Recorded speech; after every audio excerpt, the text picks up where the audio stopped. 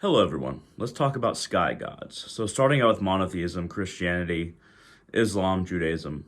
When we're talking about sky gods, we see a lot of Jesus Christ and Abraham and even Muhammad looking up into the sky.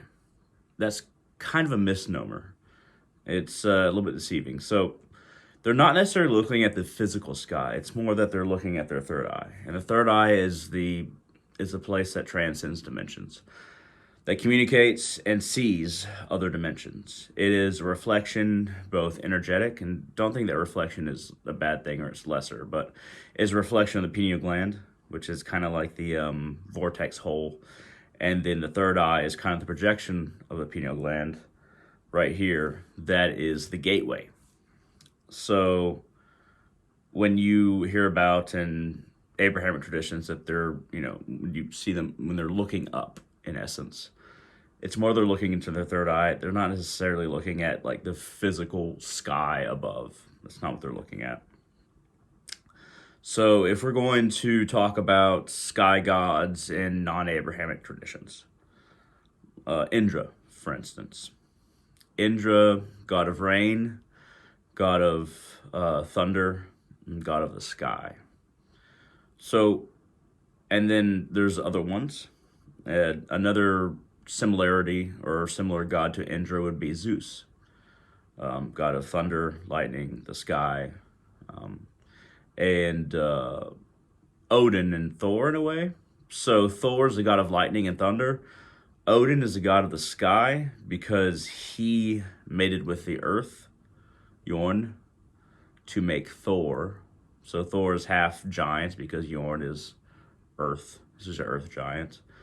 And Odin representing the sky, mated with her to create Thor.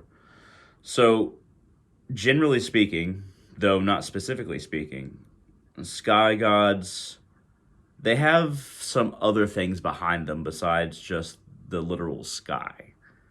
So, usually a sky god, the reason why Othin is called the All-Father is because of the causal nature of what being a sky god is. So this doesn't exactly equate to the same thing in Hinduism, but let me explain. So the light blue of the sky, it translates to other dimensions. So the astral sky is also very blue, but it's also causal. So the causal dimensions are above the astral, and they're usually symbolized as a blue sky or by sky gods. So Odin has more of a causal connection in the sky in that regard, and Thor has more of a down to earth connection between the causal and the material. Indra, god of rain, sky, and so forth, clouds. Indra is more of a demigod in Hinduism than some of the other main forms of God in Hinduism, like Brahma, Vishnu, and Shiva. If I was going to compare Odin or Othin, Odin is the anglicized version of Othin's name. But if I was going to compare him to someone, it'd be hard to compare him to just either Vishnu or Shiva because he has the nature of kind of both. Because Odin wants to preserve, and Vishnu is all about preservation. Shiva is about destruction, but not corruption. So there's a very, very big difference between destruction and corruption. Shiva comes and destroys when the time is right, but he also regularly comes and destroys delusion. He very much destroys. He's always focused. He's a part of God that's always focused on the spirit beyond creation, which means the ultimate form of Godhead. He's always in meditation, always focused on that. So when he does open his eyes, the illusion is just torn away. So Shiva and Vishnu are often depicted as having blue skin.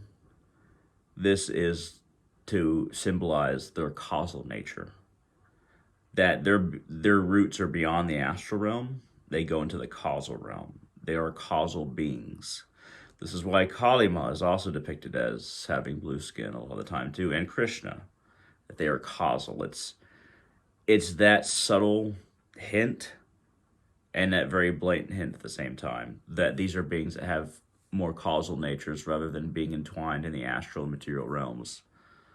That's why it's so hard to understand Shiva, and even pretty hard to understand Krishna. But when we think about Zeus, Zeus is also thunder, lightning, sky god.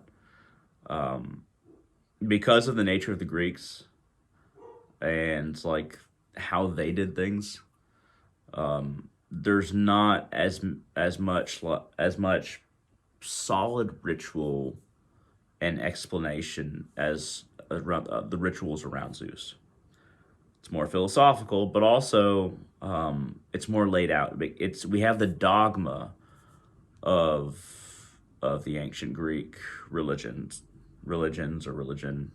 or spiritual paths, but we don't have the reasons behind it because they were not categorized in the same way that we have in Northern shamanism, which means Northwestern Europe, and also Southern shamanism, which a lot of the time means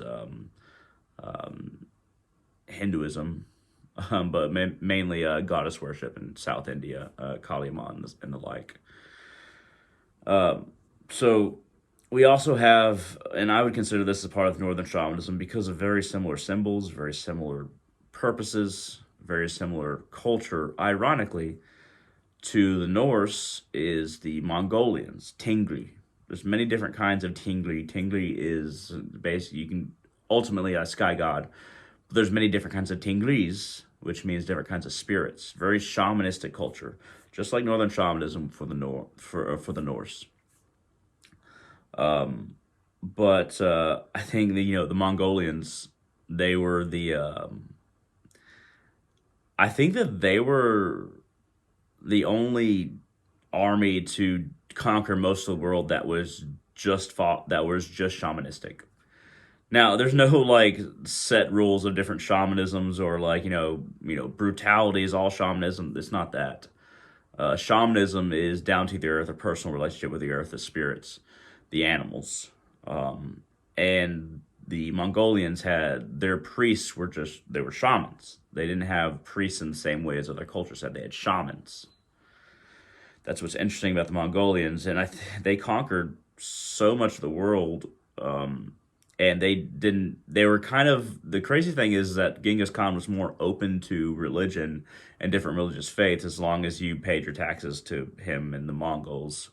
You were good. He was open to different kinds of religions. It's usually how shamanism is. Going too far into that, but going back to sky gods, Tingli is the Mongolian sky god, and you'll find a lot of similarities of Mongolian, not runes but symbols, and Norse symbols, and you'll find a lot of commonality between Southern Indian symbols and Northern shamanism symbols and Mongolian symbols. It's almost like the two polar sides of the planet kind of attracted and became shamanistic for longer periods of time, and everything in the middle became more and more monotheistic the more you head towards the Middle East. Very strange, but sky gods are usually very much associated with shamanism, so as well as earth goddesses. These are kind of my diffuse ideas on the topic, and I'm not trying to say that these are the only ideas, but these are kind of like my diffuse ideas that I'm bringing into one. Doing my best to do so anyway. But so, yes, the sky gods are, going back to Indra, for instance,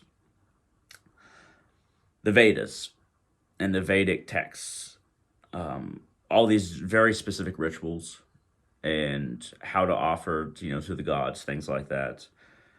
A lot of people think that these rituals, the Vedas, are just rituals, or perhaps they do offer things to the gods, but that's not all that they do. And that's not all that sky gods do, generally.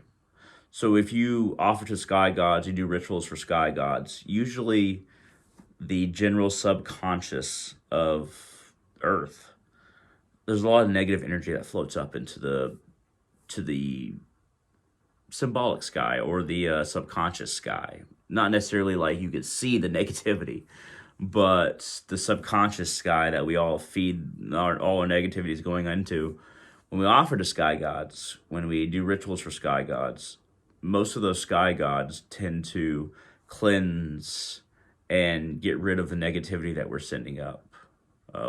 Whatever kind of negative energy we're sending up. And human beings don't just send up negative energy, but the negative energy that we send up does feed into the Earth's grander subconscious, and sky gods usually cleanse that, and that's why a lot of the Vedic rituals are still very much valid. It's not just ritual. They do perform a purpose, even if some Brahmins don't understand that. Burning incense, burning sage, offering it to the earth, offering it to sky gods. This does help to cleanse the subconscious field that humanity is either poisoning or helping as we send up our energy by accident, just by thinking, just by being here. Sky gods usually have very much to do with cleansing that, and thus cleansing the grander subconscious of the earth. And sky gods are, some cultures, they have more very specific rituals. Some have very shamanistic rituals, like I said. Overall, I think that a good place to start in magic or spirituality is working with sky gods that you just are naturally drawn to. You can find something that you're drawn to. You can perform and you work with them, and you make your intentions clear about cleansing the grander subconscious on this planet. That has a direct translation to the environmental.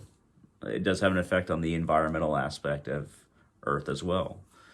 You should always not pollute and pick up trash and do things for the Earth physically, but sky gods, when they cleanse the grander subconscious of Earth, they're also cleansing the environment subtly in the energy. So if you can find a sky god that you really like, you can work with and make your intentions clear. You can help to cleanse the subconscious of Earth with compassion and uprightness and a love for everything around us, so that everything around us can return that love through our cleansing of our relationship to it. You don't have to work with your sky gods, but they tend to be pretty good about just helping ecologically and subconsciously with the energy that we're all a part of here, whether we realize it or not. At any rate, this has been a video about talking about sky gods. If you find this interesting at all, hit that thumbs up down there on YouTube. Please leave a comment. That also helps out the channel. And share this video wherever you want. At any rate, thank you very much for watching, and I hope all of you have a wonderful day.